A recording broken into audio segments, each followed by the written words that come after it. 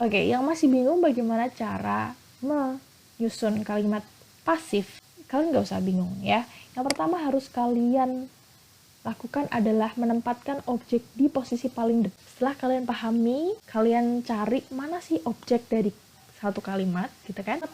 Dari kalimat itu, si objeknya kalian ambil dan kalian taruh di depan. Kemudian kalian tambahin to be. Si to be sendiri ini bentuknya bergantung dengan kapan terjadinya kegiatan itu.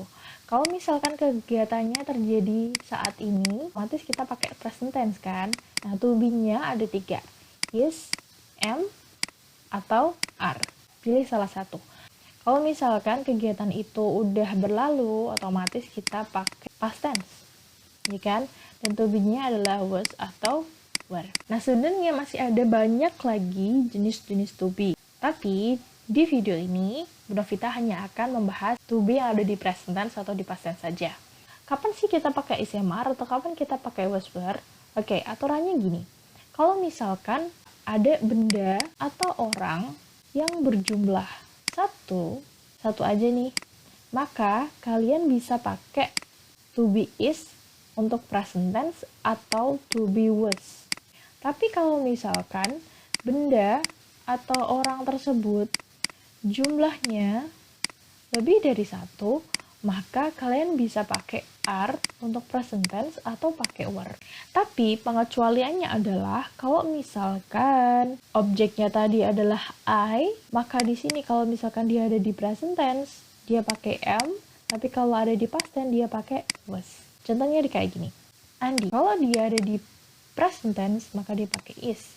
Kalau dia ada di past tense, maka dia pakai was. Iya kan? Karena apa? Di sini objeknya Andi dan dia cuma satu orang. Tapi kalau misalkan ada 2 orang nih, Andi and Lana, maka kalau dia ada di posisi present tense, dia pakai are, dan kalau misalkan dia ada di posisi past tense, dia pakai were. Gimana kalau misalkan benda? Oke, let's say it's apple.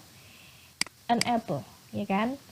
Sebuah apel. Kalau dia ada di posisi present, dia pakai is. Kalau ada di posisi past, dia pakai was. Bagaimana kalau misalkan apple-nya lebih dari satu? Oke, nggak apa-apa. Apples, di sini ada s-nya. Kalau dia di posisi present, dia pakai are. Tapi kalau dia ada di posisi past tense, dia pakai were. Selesai kan?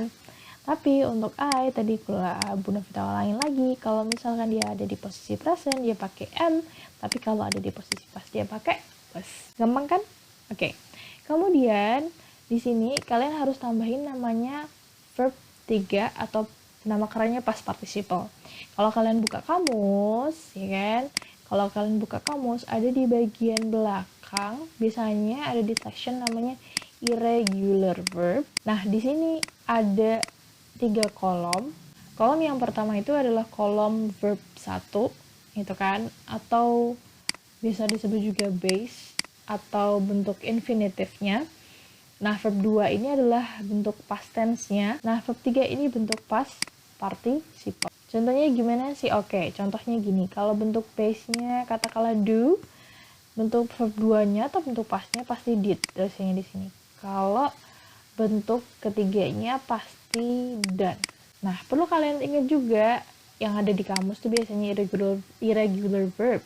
Tapi kalau yang regular verb nggak akan dituliskan di kamus. Kenapa? Karena perubahan mereka bisa diprediksi, yaitu cukup dengan menambahkan ed. Ini berlaku untuk past tense maupun past participle.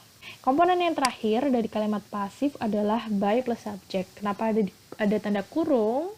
Itu artinya ini optional. Maksudnya optional gimana? Ingat fungsinya tadi.